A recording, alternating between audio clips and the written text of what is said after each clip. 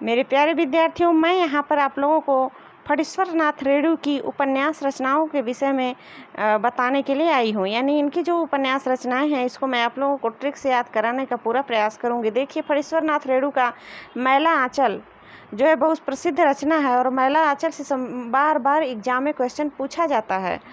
और मैला आंचल ये जो है एक ग्रामीण अंचल पर लिखी हुई है। गांव में औरतों को कैसे लोग हेय दृष्टि से देखते हैं इत्यादि।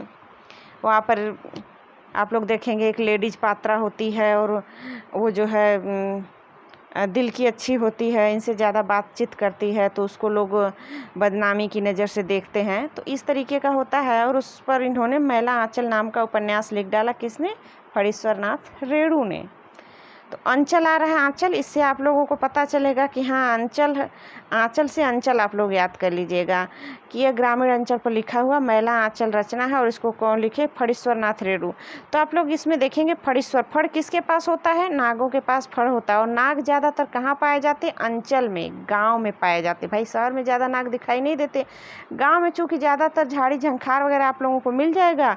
तो यहाँ पर चूँकि ट्रिक से याद करने के लिए आप लोग याद कर लीजिए कि फण नागों के पास होता है और नाग गांव में ज़्यादा दिखाई देते हैं। अतः फणीश्वर नाथ रेणु की रचना मैला आंचल है। परती परिकथा। अब बताइए, परती किसके साथ प्रयोग होता है? ज़्यादातर खेतों के लिए परती का प्रयोग होता है ना, कि खेत परती रह गया, जिस खेत में कुछ बोया जोता नहीं जाता उसको कहा जाता है खेत परती पड़ा हुआ है। तो परती भी गांव से संबंधित है। तो फणीश्वर नाथ रेणु, तो चूँकि आप लोग इस बात को ध्यान में रखिएगा कि फणीश्वर नाथ रेणु जो है ग्रामीण अंचल पर ज़्यादा रचनाएं लिखी हैं। तो फण नाग के पास होता है, नाग गांव में पाया जाता है। तो ग्रामीण रचनाएं मैला आंचल लिख दी, परती परिकथा लिख दी। और दीर्घ तपा, दीर्घ मतलब बड़ा।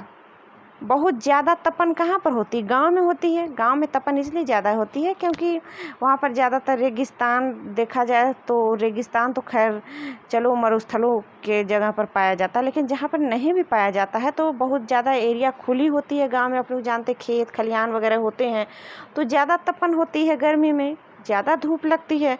तो दीर्घ तपा भी गाँव से संबंधित है, तो दीर्घ तपा भी फणीश्वर नाथ रेणु की रचना है।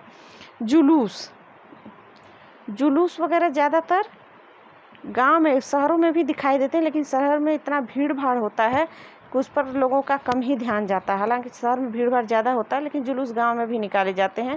चलो, जुलूस को आप लोग अलग से भी याद कर सकते हो। तो फणीश्वर नाथ रेणु की रचना मैला आंचल, परती परिकथा, दीर्घ तपा और जुलूस है। अब देखिए, एग्जाम में यदि आप लोगों से पूछ दे, जहाँ भी पूछेगा कि परती परिकथा, दीर्घ तपा या फिर मैला आंचल, तीनों में से यदि कोई भी एक रचना आ जाए और पूछ दे कि ये किसकी रचना है, फणीश्वर नाथ रेणु जी का नाम ऑप्शन में दिया ही होगा, देखते ही तुरंत आप लोगों को हमारी ये कहानी जो इमेजिन की हुई इस समय है, जो मैं ट्रिक आप लोगों को बता रही हूँ, तुरंत ध्यान में आएगा कि ओहो, ज़्यादा गांव पर तो फणीश्वर नाथ रेणु जी रचना लिखते हैं। तो अच्छा, तो ये फणीश्वर नाथ रेणु जी की उपन्यास रचना हो सकती है। ओके, तो इस वीडियो में बस इतना ही। अगली वीडियो में मैं